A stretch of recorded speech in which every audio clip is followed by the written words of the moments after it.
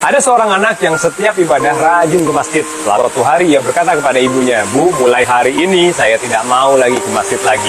Lah, kenapa? Sahut sang ibu. Karena di masjid saya menemukan orang-orang yang kelihatannya suci, tapi sebenarnya tidak. Ada yang sibuk dengan gadgetnya, sementara yang lain membicarakan keburukan orang lain. Sang ibu pun berpikir sejenak dan berkata, "Baiklah kalau begitu, tapi ada satu syarat yang harus kamu lakukan setelah itu terserah kamu." "Apa itu?" tanya anaknya. "Ambillah air 1 gelas penuh, lalu bawa keliling masjid.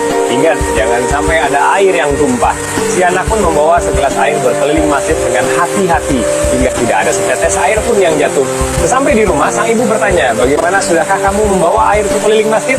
"Sudah," kata sang anak. "Apakah ada yang tumpah?" "Tidak, Bu." "Apakah di masjid tadi ada orang yang sibuk dengan gadgetnya?" "Wah, saya tidak tahu karena pandangan saya hanya tertuju pada gelas ini," jawab sang anak. "Apakah di masjid tadi ada orang-orang yang membicarakan kejelekan orang lain?" tanya sang ibu lagi. "Wah, tidak dengar, Bu, karena saya hanya konsentrasi menjaga air dalam gelas ini." Sang ibu pun tersenyum lalu berkata, "Begitulah hidup anakku. Jika kamu fokus pada tujuan hidupmu, kamu tidak akan punya waktu untuk menilai kejelekan orang lain. Jangan sampai kesibukanmu menilai kualitas orang lain membuat kamu lupa akan kualitas dirimu." Teman-teman, dari cerita tersebut kita bisa belajar bahwa ketika kita fokus dengan tujuan hidup kita, maka yang lainnya tidak akan merusak atau mengganggu kita. Untuk itu teman-teman, fokuslah, tetap semangat mengejar mimpi. Wassalam.